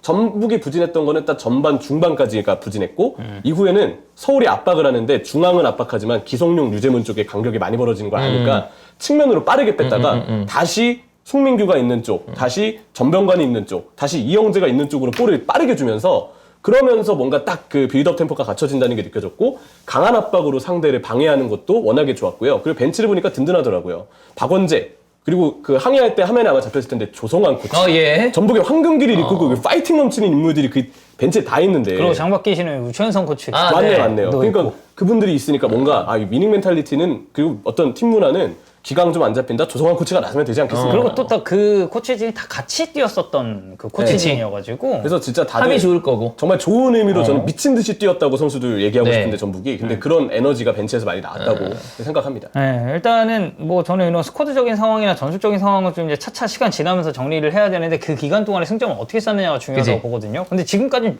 좋아요.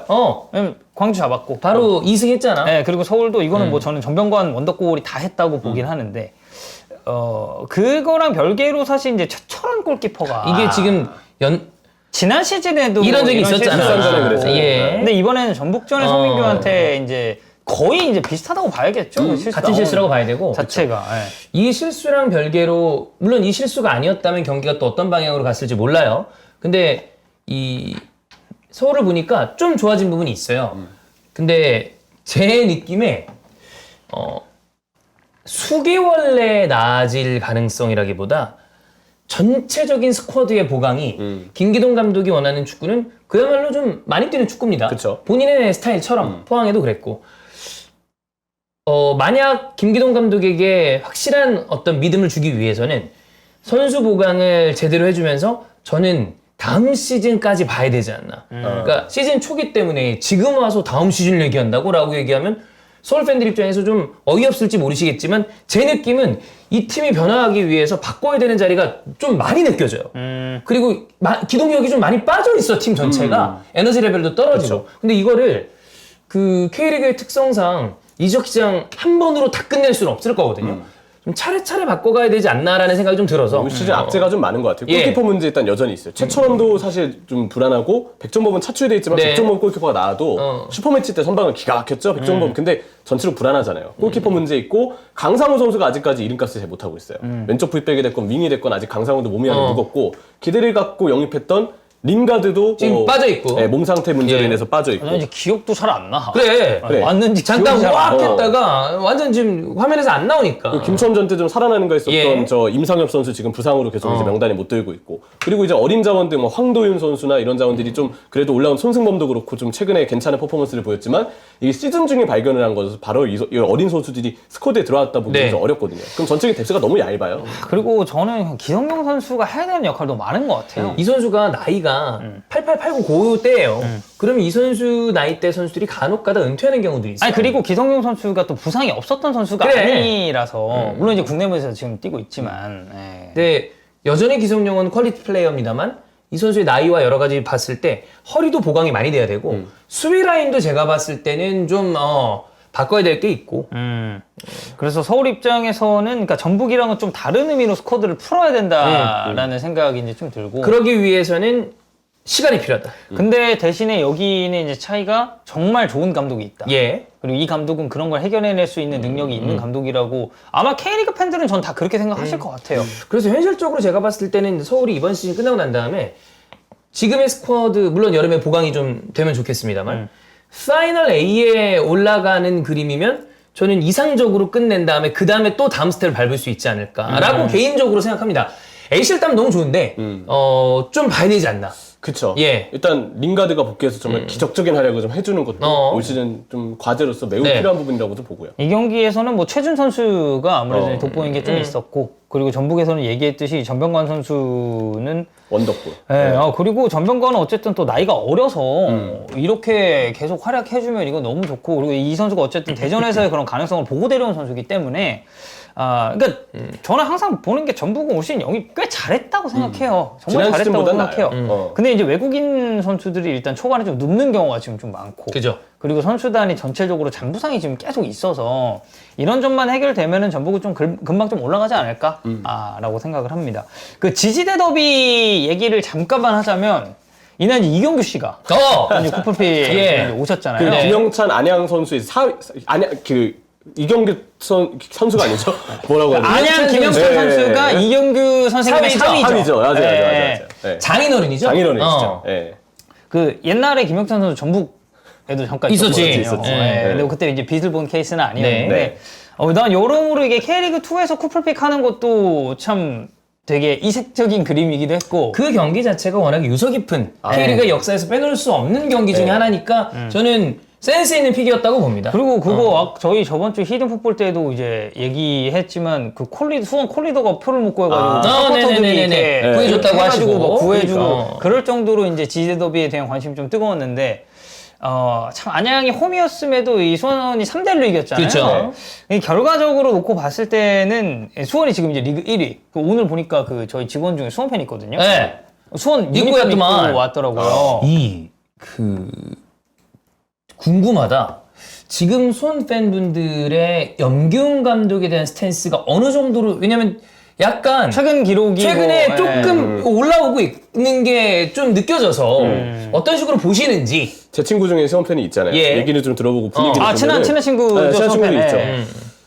느낌이 아직 내용은 잘 모르겠다. 왜냐하면 뭐 사실 전남전부터 수원이 저는 올라왔다고 생각을 하고 네네네네. 친구도 마찬가지로 그렇게 얘기하는데 그 전까지 그리고 그 경기들 중에서도 전남전도 대승을 거뒀지만 전반은 좀 아쉬웠던 부분, 김포전 극장골로 이겼지만 약간 좀 더 팀에 대한 어떤 윤곽이 안 잡힌 부분, 여러 가지로 아직은 조금 내용상의 불안한 부분이 있기는 한데 근데 그거 하나는 인정한대요.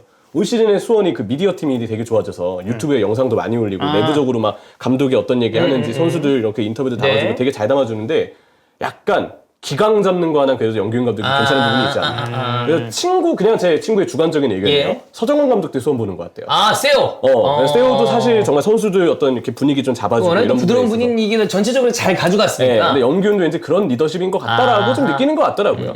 그거는 저는 팬의 시선이 분명 그래. 더 많이 받기 예. 때문에 참고할 만한 시선이라고 저는 생각합니다. 오늘 이번 시즌 2부의 최대 관전 포인트는 그러니까 과연 수원이 바로 다시 승격을 할 수 있느냐. 그렇지. 이게 이제 제일 화두가 되지 않을까 싶습니다. 자, 마지막 핫피플 넘어가겠습니다. 이번 주 월요일 핫피플은 과르디올라 감독 펩 이야기를 좀 하려고 하는데, 과르디올라 감독이 이제 그 첼시랑 FA컵 준결승이 일어나기 전이죠. 경기 전에 이제 그런 얘기를 했어요. 이 콜 파머, 첼시 왜 팔았는가? 사실 파머가 이적했을 때는 그런 금액적인 부분을 보나, 아니면 이 선수가 그동안 시티에서 했었던 거를 보나, 양팀 팬들 모두에게 각자의 좀 이야기를 할 수 있을 만한 그런 게 좀 많았다라고 보는데, 사실 파머가 저는 시티 1군 무대에서 냉정하게 많이 보여준 게 없잖아요. 네, 그럼요. 이 선수가. 근데 첼시가 적지 않은 금액을 내고 사갔단 말이죠. 그치. 그 당시 이적 당시에는 근데 저 돈을 투자할 만큼 파머의 가능성을 높게 보나 했는데, 지금 생각하면 그 금액이 이제 굉장히 싼 금액이 아니었나 싶을 정도로. 특히나 첼시에서 데려온 다른 선수들의 몸값과 활약에 비교해보면 파머의 혜자죠. 네. 그래서 이제 펩이 얘기를 하기로는 사실 이제 콜 파머 정말 뛰어난 선수다. 근데 네. 이 선수 자체가 2시즌 동안 계속 좀 떠나고 싶다라고 요구를 했기 때문에 팔았다라는 이야기를 했고, 펩은 잔류를 설득을 이제 했지만 파머의 입장이 나는 다른 팀에 가가지고 더 뛰고 싶다라는 거였다고 합니다. 근데 파머가 시티에서 나가려고 한 이유를 생각을 해봐도 사실 이 팀에서 주전 자리 잡기가 쉽지가 않기 때문에 저는 1번 이유가 아닐까 싶어요. 그래요. 그리고 또 펩이 아주 많이 기용을 했느냐라고 하면 그것까지는 아니에요. 그렇죠. 파머 선수도 그리고 위치도 되게 많이 바뀌었어요. 예. 본인이 자신하는 오른쪽보다 왼쪽으로도 많이 나오고, 맞아. 그리고 이제 사실 제로톱도 나왔죠. 에버튼전으로 기억하는데 맞아, 파머 제로톱도 있었어요. 네, 그땐 잘했는데 그렇다고 해서 그게 좀 꾸준하게 가지 않았고 기회를 되게 띄엄띄엄 받았던 데다가 올 시즌 딱 초반에 커뮤니티 실드 때 골 넣고 UEFA 슈퍼컵에서 세비야 상대로 골 넣고 이 흐름은 좋았는데 그때만 해도 되게 많이 놀랐어요. 엥? 왜 그 전 시즌, 지난 시즌까지 파머가 나올 때마다 이게 약간 좀 템포 느려지겠구나. 그렇지. 좀 끄는 거 아니냐, 막 이런 얘기들도 나왔고 했거든요. 그래서 저는 다른 이선 기대주들보다 파머가, 물론 기대를 많이 받았던 자원이지만, 1군에서는 점수를 많이 땄던 단계가 아니었다. 예. 저는 이거랑 약간 다른 개념인데 뭐 좀 그런 느낌이 있어요. 아스날 팬들이 그나브리가 바이언 가서 터졌을 때 아무도 안 아쉬워했거든. 런던 엑스 레드. 왜냐면 기회나 뭐 이런 걸 떠나서 별로 안 잘했어. 그러니까 가서 잘한 건 뭐 어쩔 수 있나. 여기서 만약에 많은 사람들이 다 기대를 했는데 굳이 내보내가지고 거기서 터지면 그러니까 내보내지 말라 그랬잖아 막 그랬을 텐데 가나 보네. 이거였거든. 그러니까 좀 그런 거지. 그래서 아스날에 그나브리가 남았으면 지금처럼 잘했을까? 그것도 아니거든. 그러니까 그거를 물어봤을 그래. 때 확신이 안 드니까 그런 거예요. 근데 내가 그렇죠? 보기엔 콜 파머도 특히나 펩 성향이 펩은 강하게 나가고 싶다라고 그러면 그거를 또 되게 잡는 타입도 아니잖아요. 그리고 여러 가지로 봤을 때 기회도 좀 덜 받았을 뿐더러 그럼 나왔을 때 엄청나느냐? 그것도 좀 아니고 이래저래 서로 나는 개인적으로 맨시티도 뭐 지금 와서 묻는 건 기자들이 물을 수 있을 만한 질문이긴 한데 맨시티 팬들은 파머 되게 막 아쉬워하지 않잖아요. 그러니까 그거잖아. 그러니까 시티 팬들 입장에서 이제 생각을 해보면 그거잖아요. 그러니까 봐봐. 예를 들어서 아스날에 뭐랄까 페르시라는 유망주가 있었다 쳐요. 근데 그 친구가 잘했어. 아니 잘했어가 아니라 그러니까 왼발잡이인가? 가능성은 있어. 예. 왼발잡이죠. 왼발잡이요. 네. 근데 가능성은 있어 보여. 근데 이게 1군 무대 나왔을 때 뭐 그냥 저냥하고 뭐 컵대회에서 가끔 뭐 한 골 정도? 근데 얘 되게 기대주래. 근데 만약에 그런 상황에서 옆집에서 이제 제안이 와요. 근데 파머가 한 700, 800억 한 요 정도 금액 됐잖아요. 그 제안이 오면 아스날 팬 입장에서 안 파나요? 그런 게 있죠. 그 모든 면을 좀 다각적으로 봐야 되는데 네. 명리학적으로 봤을 때 이름이 안 좋아요. 그러면 빨리 파는 게 좋습니다. 그러면 페르시 말고 퍼시. 아니 페르시인데 페르시 타올 푸시 아닌가요? 아니 퍼시. 푸시 아니에요? 아니. 예. 퍼시라고 합시다. 퍼시요? 퍼시. 존 퍼시 이런 네네네, 이름이라고 퍼시. 생각해봐요. 존 퍼시라는 유망주가 있었는데 뭐 그냥 파머만큼 하는 유망주인데 옆에서 뭐 한 700억 내고 사가겠대. 그러면 이제 그게 사실 아스날 입장에서 아쉽냐는 거지. 아쉽지 않잖아. 근데 시티 팬들은 나는 딱 그런 스탠스일 거라고 생각해요. 네. 그래서 저는 떠난 선수에 대해서 굳이 미련 가질 이유는 없는 것 같아요. 저도 그래요. 이거 리버풀, 네. 뭐 아스날, 전북 나갔어. 근데 나간 선수 생각보다 미련 안 남지 않아요? 그러니까 그럴 만한 이유가 그치. 있습니다. 그렇지. 보통은 나갈 만한 이유가 있어서 나가는 경우가 대부분이라 이거 보내지 말았어야 되는데 이런 경우는 나는 거의 없어. 그러니까요. 아니 살라도 저는 첼시에 남았다고 해서 리버풀에서처럼 잘했을 거라고 보지 않거든요. 살라 나가기 직전의 상황에 대해서 드록바가 인터뷰한 거 보니까 살라가 너무 자신감이 없어가지고 안타까울 정도였다라고,까지 얘기를 했대요. 그때 내가 얘기했잖아. 나 그때 첼시 경기 보러 갔는데 내가 살라 첼시에서 뛰는 경기 직관했다니까요? 그래. 그럼 그때 난 살라가 그냥 이 새끼 뻔하네? 근데 그것밖에 없었거든. 네, 잘하지 못해서. 막 엄청 경쟁에 미어가지고 엄청 자신감이 위축돼 있었대. 이거는 근데 개인적으로 기자들 입장에서는 물어보기 너무 좋은 질문이죠. 좋은 질문이죠. 그때 상황을 보면은 뭐 본인도 나가고 싶다고 하고 그다음에 이래저래 펩도 중용을 할라 치면 거기 너무 두터우니까 쓰기도 힘들었을 거고. 그래 뭐 레알의 외대고를 말씀하시는 그래. 분 있고 그리고 뭐 안드레스 페레이라 이제 맨유 입장에서 아. 콜롬 가서 이제 또 아유, 요즘 당하죠. 근데 솔직히 레알 마드리드 팬들 외대고 지금 생각나나요? 안 나요. 그리고 페레이라 절대 저 맨유 추천 안 합니다. 안 돼. 거기 내가 봤을 때 안드레스 페레이라는 풀럼 정도 가서 에이스 하는 게 맞아요. 맞아요. 왜냐면 거기는 부담이 상대적으로 덜하니까. 그러니까 그걸 종합해봤을 때 과연 이제 콜 파머가 시티에 남아 있었을 때 지금 주전이 됐을까? 뭐 그렇게 봤을 때도 만약 낙관적으로 그래. 보기도 힘든 거고. 근데 뭐 예를 들어 그럼 아까워. 뭐냐면 FA로 나갔어. FA. 그러면 좀 짜증 날 수 있어. 왜냐면 아스날이 FA로 내보내면 그게 좀 짜증이 나. 그러니까 제가 아쉽다라기보다 이 정도라도 좀 챙기지. 근데 이거 이 정도 잘 받았고 어차피 주전급으로 크지 못할 가능성이 있다라고 판단해서 내가 나갔는데 잘하면 내가 보기에는 윈윈이거든. 그리고 네. 자기 팀의 그 자리가 잘하고 있어야 돼요. 어. 못하고 있잖아요. 괜히 생각나요. 맞아. 그건 맞아요. 생각나. 요즘에 솔랑키 골 넣을 때마다 자꾸 뜨끔뜨끔하는 거 아시죠? 예, 돈 받고 팔았는데도 불구하고 누네스를 볼 때마다 솔랑키. 예, 솔랑키가 골을 네. 넣었다. 약간 뜨끔뜨끔한 그런 게 좀 있습니다. 지금 많은 분들이 포그바 얘기하시는데 네. 저 케이스가 골 때리는 케이스죠. 왜냐면 유스인데 2회 FA. 돈 존나 많이 좀 데려왔는데 다시 FA 막 이런 식으로 가니까 뭐 그래서 이제 파머 관련된 그런 예. 얘기에 있어서는 파머 본인이 나가고 싶다라고 이제 펩이 이야기를 했고 또 하나 이제 언급이 됐었던 게 그 선수단 이제 그 일정 관련해서 펩이 굉장히 좀 분노에 찬 이야기를 했습니다. 이 BBC 원과의 생방송 인터뷰 중에 이제 나온 건데 그 게리 리네커가 이제 질문을 하고 펩이 답변하는 형식으로 진행이 됐었는데 이건 거의 리네커가 뭐 질문을 할 틈이 없을 정도로 펩이 이제 속사포처럼 쏟아냈었던 인터뷰였거든요. 그래서 이제 물어보는 게 챔스 탈락하고 이제 레안 졌잖아요. 그리고 나서 첼시 경기 준비할 때 이게 텀이 정말 짧지 않았겠습니까? 네. 근데 그거 관련해서 펩이 이제 얘기한 게 이게 용납이 안 된다. 얼마나 힘들었는가라고 했을 때 이 정도 빡치면 어떻게 되냐면 물어보세요. 얼마나 힘들었나?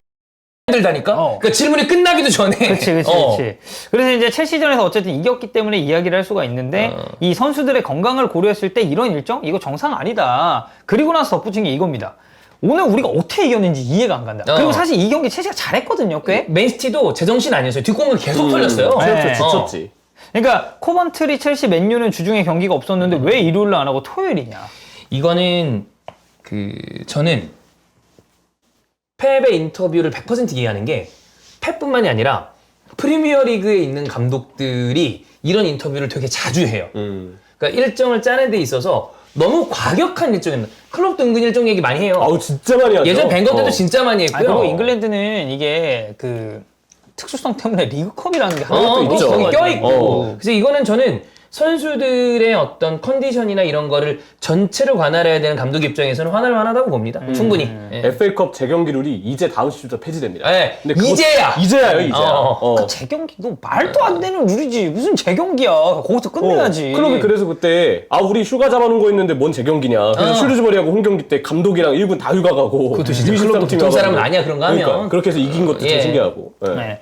그래서 이제 뭐 그런 리네커가 부당한 대우를 받았느냐라는 질문에는 그건 아니고 이게 선수들의 그런 건강에 관련된 부분을 위해서라고 이야기를 합니다. 그러니까 피파도 이거 관련해서 뭐 얘기가 없고 근데 이거는 펩 입장에서 용납할 수 없는 부분이다라는 이야기를 하고 이 FA컵이라는 게 사실 잉글랜드에서는 굉장히 유서 깊은 대회고 한때는 리그보다도 FA컵의 위상이 더 높았었던 그런 시기도 있었으니 사실 모든 축구 컵 대회 중에서 가장 오래된 대회가 잉글랜드 FA컵이기 때문에 이건 그럴만해요. 그러니까 정말 특별한 대회인 것은 오케이. 예, 맞아. 이거 리스펙트한다. 다만 선수들이 이런 일정을 소화하는 거에 있어서 과연 돌아오는 게 뭐냐. 근데 저는 이 부분에도 공감을 좀 많이 하는 건 이거 우리 뭐 언제 한번 얘기했던 것 같은데 경기 퀄리티가 떨어져요. 떨어지죠. 이렇게 아이고, 되면. 그럼요. 그러면 사실 보는 팬들 입장에서도 마음에 안 드는 거거든. 그래서 이제 사실 저는 잉글랜드도 굉장히 보수적이라고 생각하거든요. 엄청 보수적이야, 엄청나죠. 얘네. 뭔가 변화를 추구하면 있어서 무지 보수적이야. 뭐 반자동 옵사이드도 또 그렇고. 이제 뭐 다음 시즌에 그런 예. 얘기가 나오고 있긴 합니다만 사실 뭐 이미 저는 진작 네. 도입을 했어야 됐다고 보는 입장이고 얘네가 돈이 없냐, 뭐가 없냐. 씨. 네. 돈 잘 버는 리그가. 그러니까 돈만 많고 뭐 인기가 없냐? 인기도 세계 최고예요. 네. 근데 이제 거기서 얻어내는 그런 많은 부분들이 있음에도 굉장히 보수적으로 운영을 한다는 점에서 펩도 내가 가진 유일한 게 여기서 이야기하는 것 뿐이다. 이게 뭐 바뀌는 것도 아니고 하는 걸로 봐서는 펩도 약간 이제 좀 지친 그런 기색의 인터뷰를 한 게 아닌가. 그런 느낌은 좀 강하게 들더라고요. 근데 이제 여기서 좀 웃겼던 건 그 피어스 모건 이 양반도 트러블 메이커잖아요. 이 사람이 이제 유명한 아스날 팬이죠. 네. 근데 개 키보드 워리어입니다. 진짜 입 터는 걸로 따지면 월드와이드 글로벌에서 아마 한 탑 20 안에 들어갈 거예요. 진짜 모든 인사들 다 포함해서. 그래서 이제 그 트위터 이제 전 트위터 현 X 네. X를 통해서 얘기를 했습니다. 펩한테 일정 관련해서 불평불만하지 말라. 근데 뭐 저는 이거는 뭐 피어스 모건이 이렇게 입털 문제는 아니라고 생각하고 아마 펩은 이거 신경도 안 쓸 거예요. 보지도 않았을 거예요. 네. 네. 근데 아르테타는 울버햄튼전 인터뷰에서 선수의 그런 보호 차원 그리고 회복적인 차원에 있어서는 최대한의 그런 시간을 좀 보장해줘야 될 필요는 있다라고 얘기를 했습니다. 이거는 저는 이제 펩과 아르테타가 비슷한 성향에 함께 일해서의 문제가 아니고 감독이라면 다 이런 스탠스가 아닐까 싶긴 해요. 특히 빅클럽일수록. 그럼요. 근데 이거 이렇다고 해서 변화가 있으려면 잉글랜드가 시간이 오래 걸려요. 그리고 잉글랜드도 잉글랜드인데 유럽도 일단 다음 시즌 챔피언스리그 그래. 경기 수 늘어나고 뭐 16강 플레이오프도 생기고 챔피언스리그에서도 팀 경기 수를 더 늘리는 상황이 되는데 그러면 그럴수록 경기력에 대한 어떤 질적인 저하나 선수들의 부상 위험 노출 이런 것들이 너무 많이 걱정이 되죠. 이게 되게 딜레마인데 지금 수익이 많이 나고 있어요. 근데 물가나 이런 걸로 봤을 때 이들이 쓰는 돈도 사실 많아지고 있거든요. 그러니까 그 쓰는 돈이 그냥 단순히 이적료를 말하는 게 아니라 구단을 운영하는 데 들어가는 돈이 많이 들어. 그럼 수익을 남기려면 더 많은 돈을 벌기 위해서 이런 구조적인 것 때문에 경기 수가 늘어나는 거거든. 그럼 이제 선수가 피해를 보고 선수가 피해를 보면 곧장 팬이 피해를 봅니다. 네. 그래서 이거는 제가 보기에는 이게 정답이라는 얘기가 아니라 약간의 뭐 부작용의 라리가 있긴 합니다만 미국 스포츠에서 쓰고 있는 셀러리 캡 같은 종류를 써서 조금 보호를 한다거나 그러니까 이렇게 늘어나는 거는 나는 그냥 두면 계속 더 늘어날 거라고 봐요. 이걸 구조적으로 좀 바꿔주지 않으면 계속해서 선수들이 혹사당하는 그림이 나올 것이다. 물론 그럼으로 인해서 그들의 주급도 올라가긴 하지만 나중에 그게 돌고 돌아서 돌아오는 게 우리가 보고 있는 경기의 질은 누가 책임질 것인가 라는 얘기에 봉착하게 될 가능성이 크니까. 그래서 뭐 과르디올라 감독은 이런 일정 관련 부분에 대해서도 이렇게 이야기를 좀 한 것 같고 과르디올라 감독이 지금 계약 기간이 25년까지잖아요. 네. 그래서 이번 시즌 끝나고 다음 시즌이 현재까지는 마지막 계약인데 펩도 그리고는 다른 도전해야죠. 왜요? 그러길 바랍니다. 펩 나가고 클롭 나가면 이제 그 자리를 약간 매업 상황 느낌으로 그래야나 가능성이 생깁니다. 그래도 아직 올 시즌 남았어요. 펩이랑 우승 클롭이 가능성. 있으면 네. 우승을 못해요. 둘 다 나가야 돼요. 많이 했잖아. 펩은 또 뭐 다른 데 가시고 네. 클롭 좀 쉬고. 네. 네. 아니, 시티와 리버풀이 쉬는 건 아니잖아요. 그들이 좀 쉬어야 돼요. 맨시티, 리버풀 다 뭐 좋아요. 근데 펩 오기 전에 맨시티 이 정도 아니었어. 이건 아니야. 그건 클럽 맞지. 오기 전에 리버풀 이제 아니었어요. 암흑기였고 이 그치, 둘이 아무튼 문제야. 네. 네. 펠레그리니 때 맨시티가 이 정도 그래 좀 쉬어라. 네.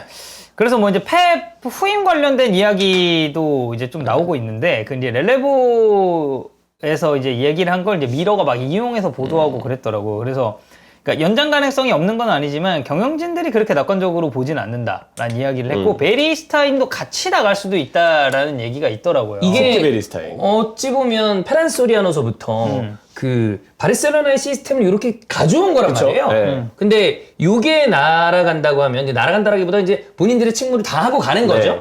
그러면 그 무바라크가 어떤 시스템을 또 갖출 수 있을지는 생각을 해봐야 될 텐데. 네, 그래서 지금 이제 후임으로 고려 중인 게 지로나의 이제 미첼 산체스 감독 얘기가 좀 나오고 있습니다. 뭐 지로나가 이제 범 시티 풋볼 그룹이니까. 그렇죠. 시티풋볼 그룹 소속이고 그래서 뭐 미첼 감독은 저는 당연히 후보군에 올라갈 만하고 이제 지로나가 유럽 대항전에 이미 진출 성공했거든요. 챔피언스 리그는 아직 뭐 이제 끝까지 좀 봐야 될 것 같긴 한데 유력한 상황이고 그래서 이 미첼 감독 고려 중이라는 얘기가 나오긴 했어요. 근데 이제 문제는 펩도 지금 보면 이거 되게 장기로 감독직을 하고 있잖아요. 오래 했죠. 시티에서. 펩이 언제 보면 13, 14 시즌. 아니, 16, 17. 16, 17 맞다. 16, 17 그러면 지금 시즌이잖아요. 7년 차야. 네. 오래 한 감독이 나갔을 때 그런 후유증이 더군다나 펩이야. 어느 팀이든 다 있는 법이고 세계 최고 레벨의 감독이라고 불리는 사람이 이제 나갔을 때 그 후임자가 느낄 만한 그런 부담감 좀 크다고 보는데 이제 제 개인적인 생각만 말씀드리는 저는 미첼 감독이 이게 빅클럽을 맡았을 때 자칫 세티엔이 될 수도 있다. 키기세제. 네. 그러니까 이 감독이 좋은 축구를 하는 건 맞거든요. 그건 부정할 수 없어요. 그렇지. 네. 지로나가 올 시즌 보여준 게 있고 그리고 사실 미첼은 그 지로나에서 이번 시즌 돌풍을 내기 이전까지는 느낌이 승격 전도사예요. 예전에 라요 바이에카노가 그랬었고 그 이후에 우에스카라는 팀이 그랬었고 그리고 지로나도 마찬가지입니다. 그러니까 라요 바이에카노랑 우에스카는 그 세군다 디비시온을 우승을 하면서 승격을 시켰고 지로나는 6위를 했는데 그 플레이오프를 뚫고 이제 승격을 했단 말이죠.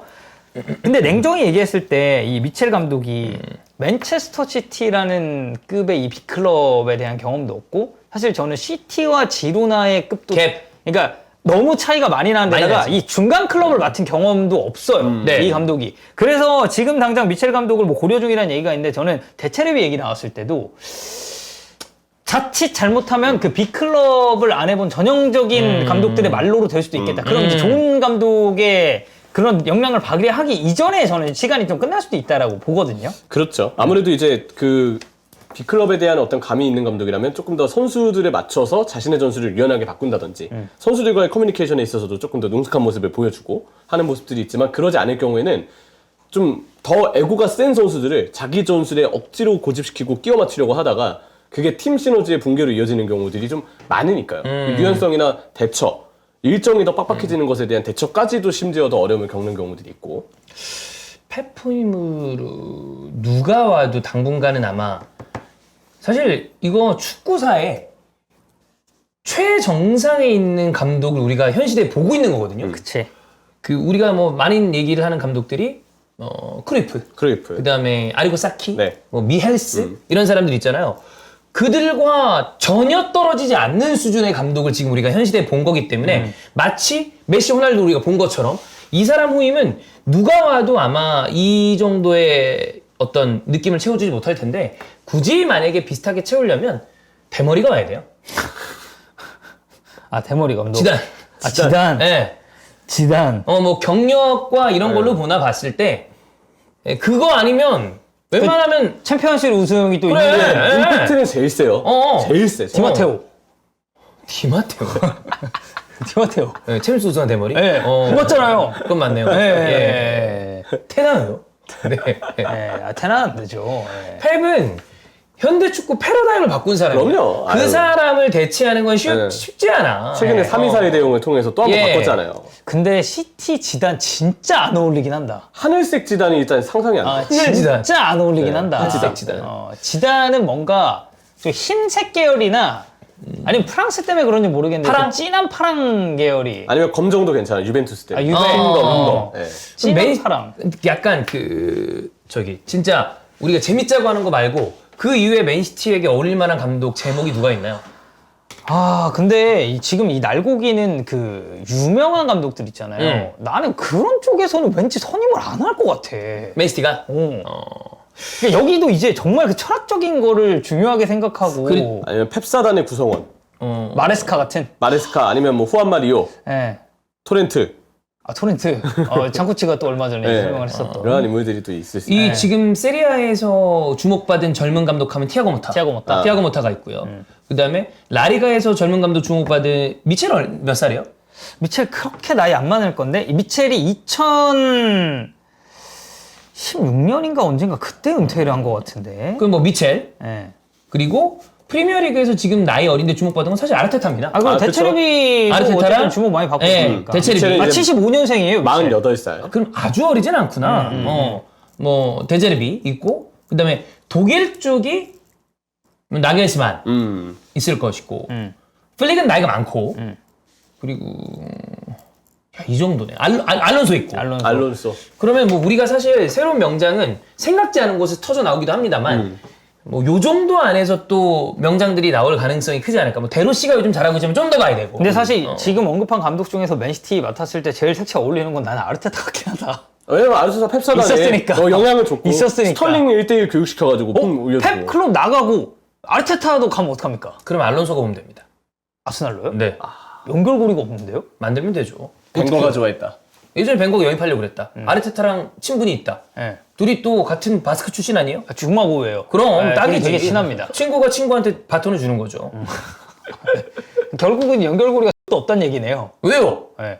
그냥 이제 그 절친이면 네. 웬만한 피줄보다 친구가 나아요. 절친 노트나 찍으세요. 네. 그렇습니다. 예, 융베리는 어떠시냐고 하시는데. 융베리요? 걔는 켈빈 클라인이나 가라 하세요. 켈빈 클라인. 네, 이렇게 핫피플까지 오늘 월요부 마무리를 해봤고요. 또 주원이 형이 일단 이번 주는 계속 이제 해외 출장 스케줄이 있기 때문에 네. 저희끼리 이제 또 멤버를 잘 구성을 해서 남은 요일도 잘 꾸릴 테니까 내일 히든풋볼도 여러분들 많이 들어주시고 이따가 저희 한일전 입중계도 많이 들어주셨으면 좋겠습니다. 히든풋볼 월요부 여기서 마무리하도록 하겠습니다. 안녕. 고맙습니다.